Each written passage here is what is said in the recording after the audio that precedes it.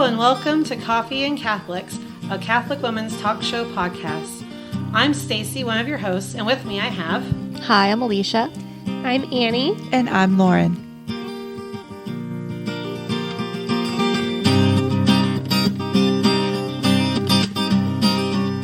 Hello and welcome to Coffee and Catholics. Tonight we thought we would do something a little bit different and fun and just kind of talk about things that we've never told anybody, whether those are just little incidences in our lives or some of our hopes and dreams we've been thinking about.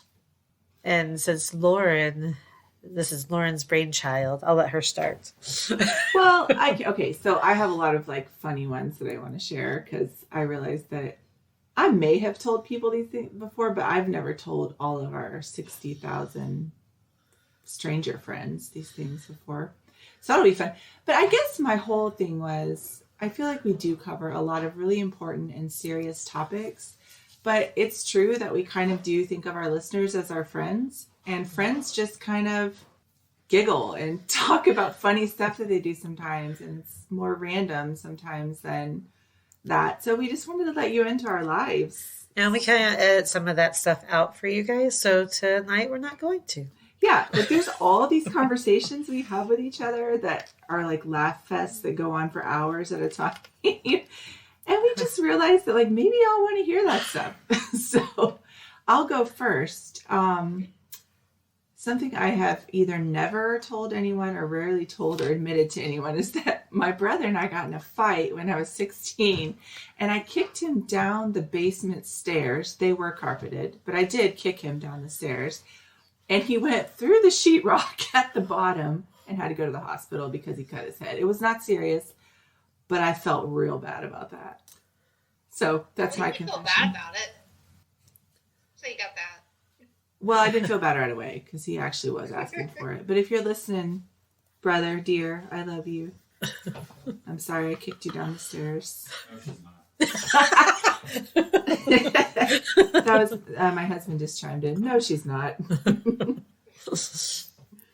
One of the things that, this isn't as good of a confession as the kicking down my brother down the stairs, but my first confession, when you're 7, you don't really always know. Sometimes you do. My 7-year-old did. My oldest did, but I didn't know, what to take. And my confession was that I didn't spend enough time with my dog. She said her dog, people, if you didn't hear that correctly. Her confession was that she didn't spend time with her dog. Yep. But give us a little just a bit of a backstory. Why did you feel so bad about that you had to go to confession? Well, it was our first one, so we had to go because it's your first, they scheduled it. Okay, yeah. And so it was my first reconciliation. And so, I guess at that point, I just wasn't sure what else to take. I felt bad that I didn't spend time with her. She was an old dog, and there's lots of stories from when I was little that, she let me do put blankets on her, comb her hair, pull her tail. Aww. And, so I guess as a little 7-year-old, I felt bad that she put up with me so much and I didn't spend enough time with her after going, being at school all day. And yeah. So I in my first confession, I remember it taking a really long time because I couldn't get the words out. And I remember standing up and walking around the room because it was in the confessional was a little bit bigger, I guess, or I was just really small. And so I remember it being bigger, but I remember being able to pace.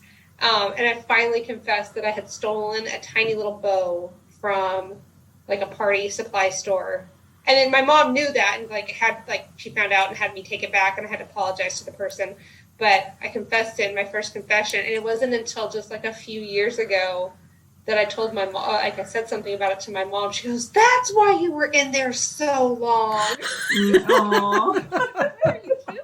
It was a really long time. I was crying, and I didn't want to admit it. Okay, the end. I'm just kidding. Well, I was trying to think of stuff because most of my weird, embarrassing things I tend to people know about.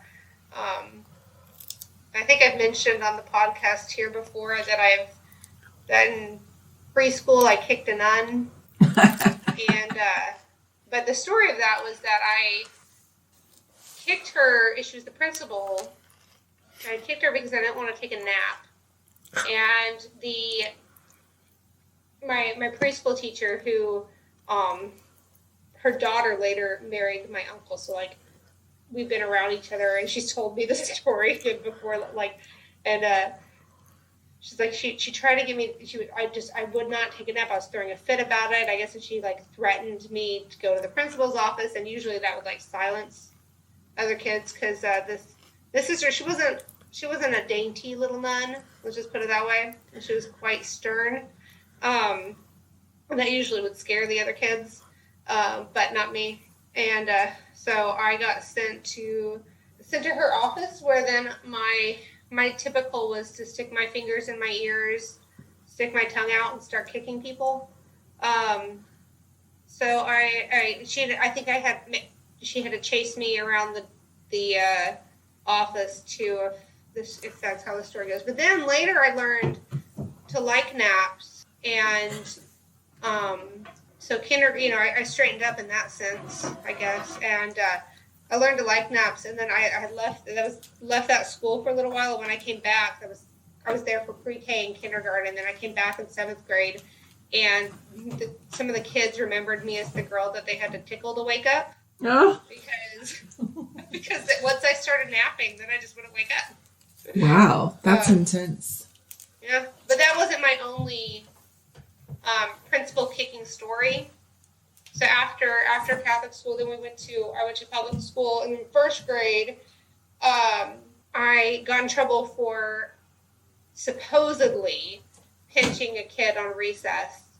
I do not recall actually pinching him. I think my hand just landed on his, and I had sharp nails. But I will admit that maybe I did pinch him. I don't remember. But I got in trouble from the recess teacher, and was asked my name and whose class I was in, and I refused to stay. And so I had to sit on the bench for the rest of recess. Well, then the bell rang, and it was time to go in, and I just picked myself up and started going back to my classroom, thinking I had beat the system. I did not get in trouble because I never told her my name or my class. And that stinking teacher followed me back to my classroom, and I was so angry. I thought I was so mad. I remember thinking, like, this should not be allowed. And they had to call the principal in, and of course I stuck my fingers in my ears, stuck my tongue out, and started kicking. And at that point, I got sent home for the day, and my mom got a phone call, and she answered the phone, and they said that it was the school, and she's like, "Oh yes," because she was expecting a phone call about a job that she had applied for. You need to come pick up your daughter. And because of that incident, we no longer got the Disney Channel, because that was back when you had to pay extra on cable in order to have the Disney Channel. Pretty sure my older sister never forgave me for that. How dare she? I also had a potty mouth. I still do. Erase that. I would make up words, though, using anatomically correct terms that my mom had taught me, thinking she was, being that, like, you're supposed to teach your kids those correct terms, but then I would turn it around and call my sister a such and such head. Screaming it down the Catholic school hallway. Oh, Annie, you. A little rebel. Yeah, straightened up in 2nd grade. Just got it out of your system in kindergarten. Got on the straight and narrow by 3rd. Whereas my sister-in-law pointed out not too long ago, she was like, "No, that's when your ADHD became internalized." I'm like, there it is. That's probably more accurate. Okay. Yeah. It's very insightful of her. I don't know if I've mentioned this on the podcast, but when I was 9, I wanted to be a nun with Mother Teresa's order. Do you guys ever remember it? Have I said that to you guys before? No. So it's kind of crazy. I was baptized Catholic, but I got a lot of my faith formation actually in the Protestant church. But my whole life I was super drawn to Catholicism. Obviously now I know that's because I was Catholic in my soul. But I'd always want to go to church. I'd always want to sit in the Catholic church and go to Mass, even though I didn't know what it was about or what I was doing or anything like that. I mean, I knew the basic things. My mom told me all the basic things. You know, she didn't just totally not educate, but I just, you know, I didn't do all the sacraments and the formations and all those things. I went to my aunt's church, which is a Protestant church, and they did, you know, they taught me all kinds of ways to have a personal relationship with God. But even so, with all of that going on, even in my 8-year-old year, when the Protestants call it, some branches of Protestants will call it getting saved. That's when you make a personal decision for Christ and to give your life to him. And it's actually really beautiful. I did that when I was 8 years old at Vacation Bible School, and it was real. Like, I remember the seat I was sitting in. I remember the struggle, the interior struggle. I knew I would have to let God be in charge of my life. And it was a big deal, even at 8. I feel like that was a decision that I made. And I can look back and honestly see change and fruit in my life when the Holy Spirit began to accompany me in a closer way. And I actually think that was necessary because some of the things that I experienced as a child after that were really difficult. And that closeness that I felt with God was important. But I say all that to say this, going back to Mother Teresa, I still was very interested in Catholic things, and I would read anything I could about Mother Teresa. I was looking at pictures of her. I was drawn to her and her work with the poor. And so I decided when I was 9 that I wanted to be a nun. And I told my mom, and she was like, no. And then she kind of explained to me that nuns don't have families and can't do, you know, relationships with, and I was also boy crazy. So I was like, oh, well, that's not going to work. So I gave that up. Once I figured out you couldn't have a family or do anything that you do to get a family. So I was not interested in that after that. So have you ever been to Holy Family Cathedral and sat where she sat in Tulsa? No. Yeah, they have a little plaque where she's been there, and they have a little plaque where she sat. You know, they have one of those in St. Louis too, I think. No, that was where John Paul II was. I did sit there. That was incredible. But no, I've never been there. I'll have to put that on my list of to-dos. So for all our listeners who ever want to travel to Oklahoma, or if you're local, Holy Family Cathedral in Tulsa, Oklahoma. Tulsa's beautiful, by the way, for those of you, like, don't skip Tulsa if you're coming through Oklahoma. It's really a fascinating little town. So much beauty there. There's a museum there called, what is it called? The big one that's fancy with the art. The Philbrook? Yes. Or the Oh my Gilcrease. gosh, it's like an English garden in the middle of Oklahoma. It's so beautiful. Come to Oklahoma. Yeah. What, Annie? I love that you called it a little town. Compared to like major cities, Yeah. but it's Yeah. pretty big. Well, it just has a small feel. Like, it has kind of a hometown feel. I don't know why I feel that way. Or maybe it feels like, I don't know. I feel like Tulsa's more like a little Austin. Yes. Yeah. Like, maybe that's what I'm thinking. Like a cosmopolitan with a small sort of The folky feel. tone, Yeah. sort of. Like, a little bit on the hippie side, maybe, but more artsy and folky. And there's some real interesting history there, especially in the past recent years. Didn't need to say past and recent. Could have just said one of those two. I edit live, by the way. No. But I think there's some history that's come up recently that's being re-examined in the Tulsa area. And it's created a lot of buzz about Tulsa and a lot of attention towards Tulsa. And so I don't know why I'm talking about it, but come to Oklahoma and see Tulsa. And I also wanted to be a nun when I was 9. Bringing it back around. My mom asked me when I was around 9 years old if I was going to be a nun. I said, no, that's not what I was called to do. I don't know. You just knew. Yeah, I just knew. How fascinating. I was talking about this with my husband the other day. I was like, I don't think I ever had a moment, like, it was like, that thought of, as being a Catholic, I should be open to it. But it was like, God, you're going to have to hit me over the head by a 2x4 if this is what you're calling me to, because I don't feel called to that at all. Whereas my husband went to seminary. So. Right.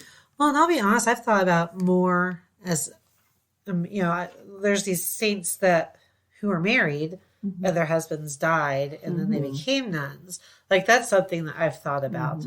But previous to being married, I just knew that it wasn't what I was called to do at that time, if that makes any sense. But I did think it was interesting my mom asked, though.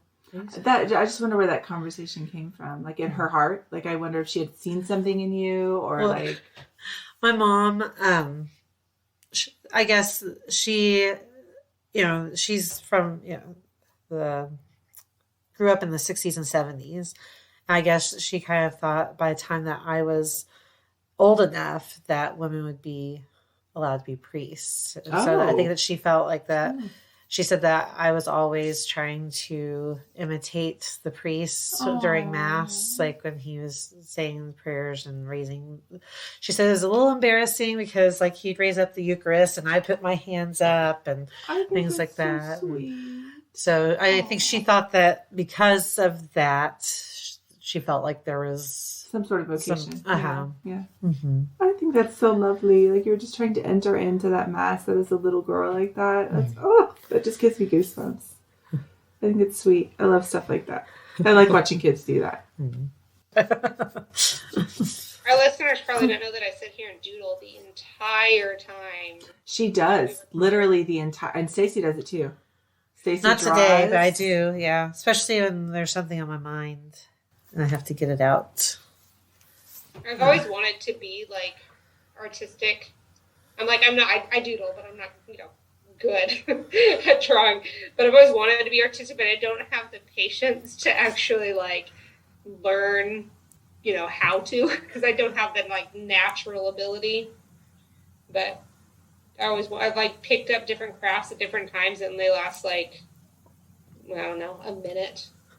And then, of course, I married into a super, super crafty, artistic family. So it's kind of like, well, they can do that. A lot better than me. Maybe we'll have Annie take some pictures of her doodles and post them online. Yay! Yes, that would be funny. He's like, no, please, no. Yes. Only if you post yours. Okay. I just draw arrows. Like, there's arrows in boxes. Random. Right now, I have block letters of the word volcano. What?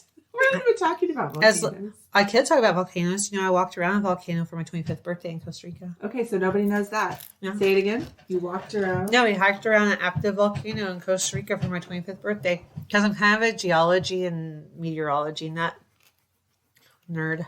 Okay, I didn't know that. Meteorology camp. Huh? I went to meteorology camp. That's really cool. It was a meteorology and data analysis. I used to go to nerd camps every summer.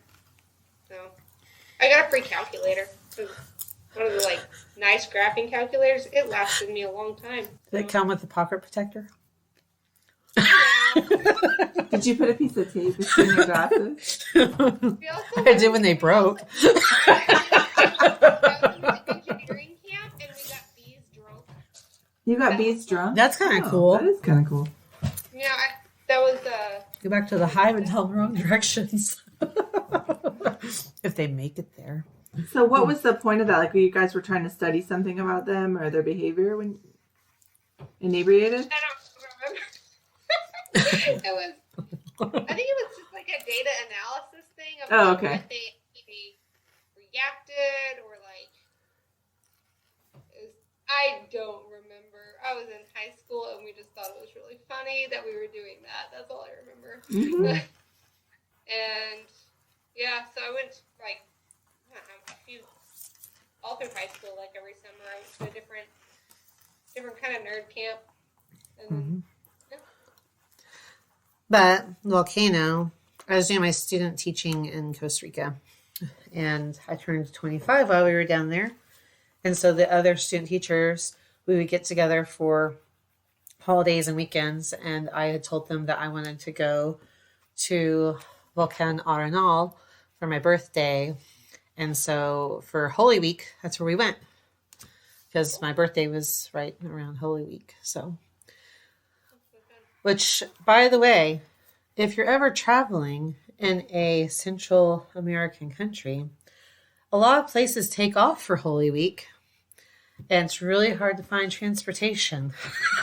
Oh. So I hitchhiked that week too. It was Oh my awesome. gosh. Well, I was with friends, so like we all hitchhiked together. But yeah, it was fun. Stacy is very adventurous, listeners. You should know that. She is Pre having children, I But- had calmed down But we quite a never bit. lose those parts of ourselves, Yeah. though. And I think that that's important, though. And that's the real serious part of like this conversation is we are who we are. You know, we don't change and stop being that way. Maybe it gets filtered a different way, or you know, it goes in a different direction, or it gets channeled. But that adventurous, fun, loving, like crazy yes you is still there. It's it's what said yes to this podcast. You know, so I don't know. I think it's cool to hear all these stories. And Annie, you're still a rebel, still kicking against the man, trying to hold you back. Oh yes, rebel is definitely the word that describes me. Somewhere inside of you, there's a rebel, Annie. I've got one. This is not like a things nobody knows about me, but it's things that no one cares about. But I'm going to tell you anyway because it's funny and cool. So I am directly related, and I mean, she would have been like my grandmother's cousin, to one of the very famousest movie stars in Hollywood in the 1940s and 50s. You can Google her name, and you will find over 40 films that she was in with people like Lucille Ball and who's the guy that was in Gone with the Wind? But her name was should I give her name? Would that be weird? No. Clark Gable? Are you talking Yeah, I think so. Yeah, Clark Gable. Cool. I don't know why I'm looking at my phone because You don't have her name. No, because like internet doesn't work for me for some reason. I feel like you've told us this before. She's told us, but it hasn't been on the. Yeah, I was like gonna say, has it been on here though? Uh-uh. I feel like I've heard this story, but I'm like, It's What's pretty her name? neat to like put her name in and see. yeah, what is her name? I don't know if I should say it on the air. Why not? Okay, Just so say it. her name is Did they Linda. track you down? I don't care. Her name is Linda Darnell. I am directly related to Linda Darnell. Everybody Goog really fast. Linda Darnell. Let's break the internet. And it's weird because she looks like my grandmother. Like, it's crazy. And she looks like some of the women in our family, too. Like, I can see it. I used to work at a sleepaway camp for 6 summers. And one summer, I would sometimes go because, we live in Oklahoma. And the summer camp was in Massachusetts. And I'd occasionally go visit my aunt and uncle beforehand.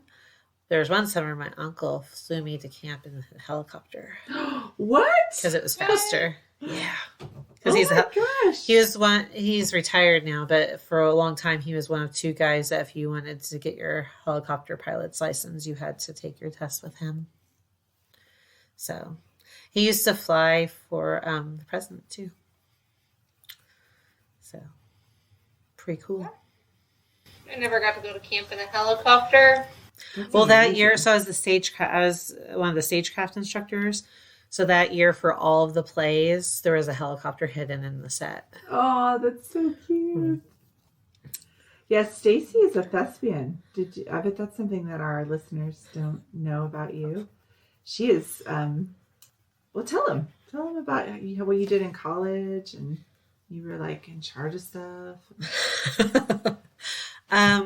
It was all by chance, really, because I was awarded work study for financial aid, and because my dad's a contractor, I had construction experience, and there was a position open for the theater department at the college I was at, and so I applied for it, and for several years I worked work study for the theater department. And I started off as a carpenter, and then I moved on to as charge artist for a year, which is the head painter for the sets. And then my favorite job that I held the longest and what I enjoyed the most, because it incorporated pretty much all the jobs. There's design involved and all sorts. I just loved it. Was properties mistress. And so I was the properties mistress for 2 years, and I was one of the department purchasers. So I had a university credit card. Oh. So I go buy things. It was fun. But okay, so here's an interesting. So the director, we did the Mikado one year, and the director wanted the emperor to have a cat of 9 tails. So for those of you who don't know what that is, it's a medieval weapon that is sometimes not used in that context. And so I had to research and try to find a set. Oh no. And the places I found were not places I could use a university credit card. Oh no. Oh my gosh. But I eventually I was able to find one and purchase from a medieval store online. There you go. And so it took a long time, but when you research that, be very careful, because things that you don't want to see pop up on your computer. Oh my goodness. But what's also interesting is at the time I was dating an electrical engineer, and there is like an electrical setup called a cat of 9 tails, like it's like a circuit of 9. Yeah.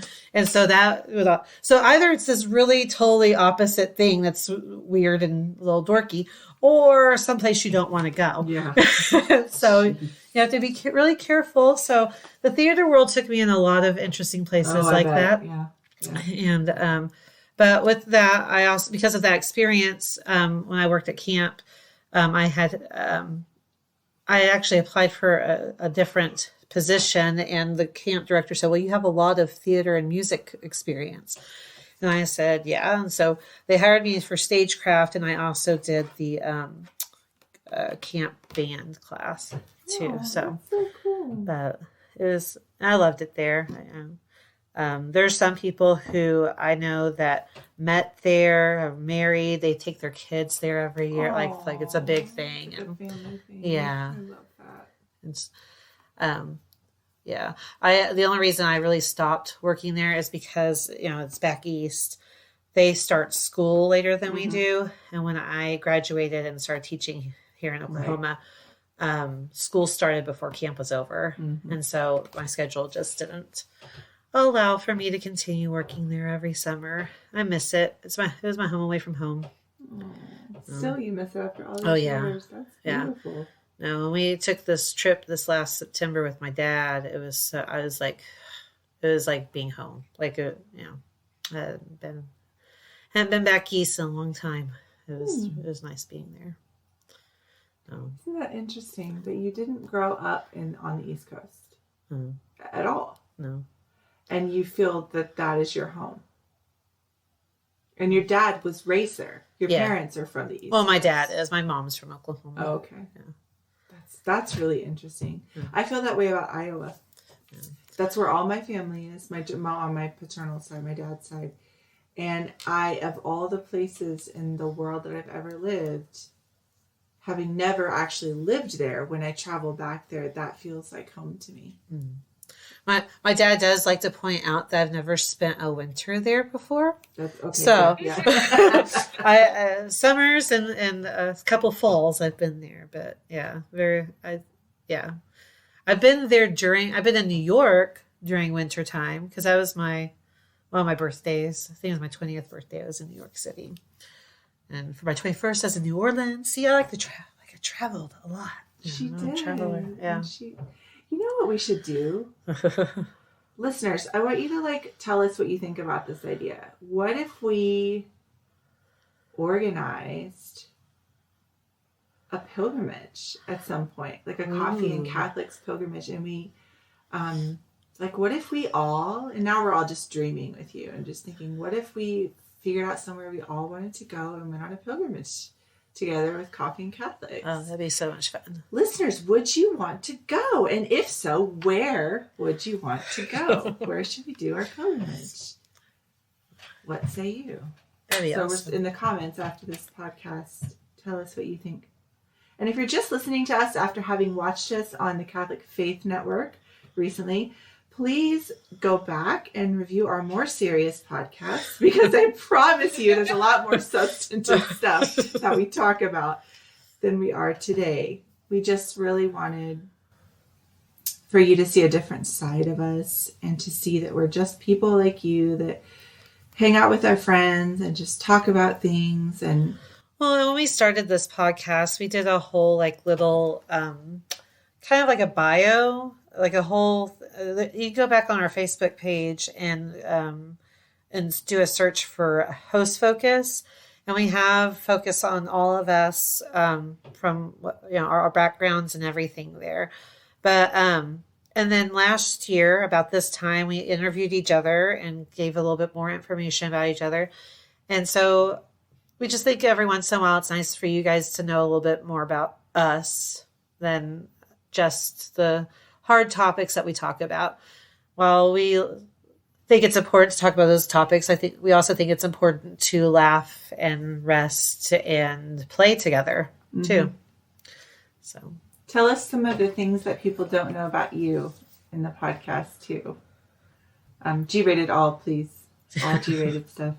But we'd love to hear the things that you've maybe it's secret dreams in your heart. Like maybe there's things that you've never wanted to admit to yourself that you wanted to do, or that you wanted to learn, or something you wanted to become that you never did.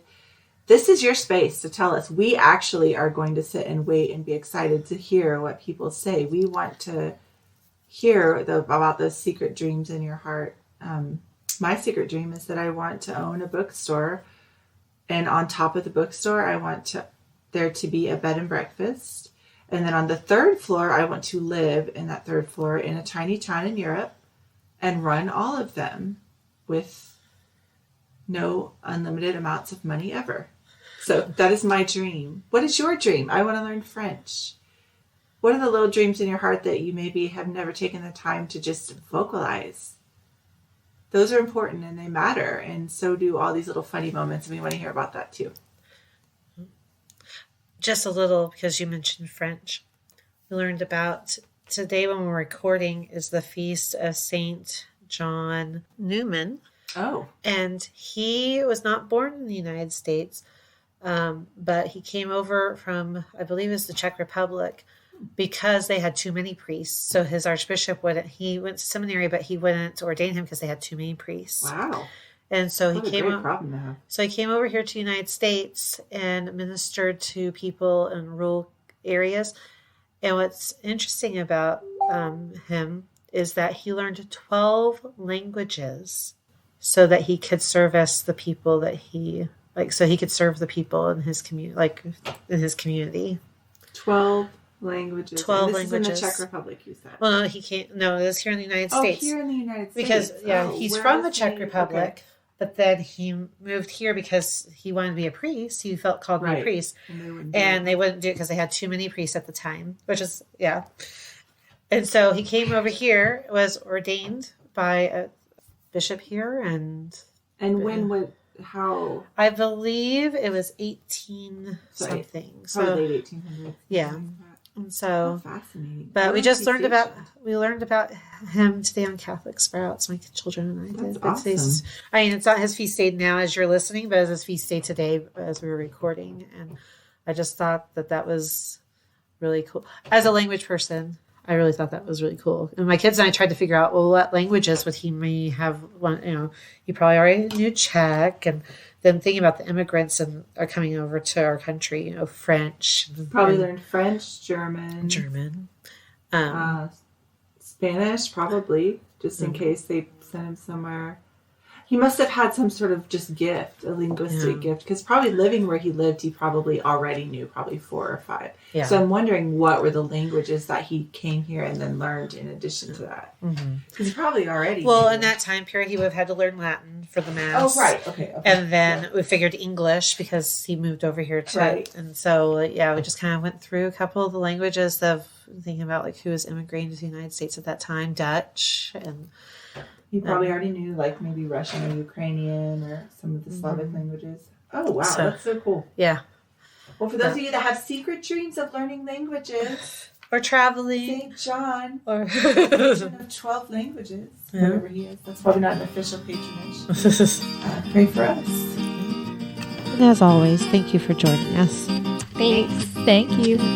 Join us again in 2 weeks. Until then, may God bless you and may Mary accompany you. Coffee and Catholics is a proud partner of the Smart Catholics Podcast Network. Find new shows to love, meet like-minded Catholics, and join the community at smartcatholics.com.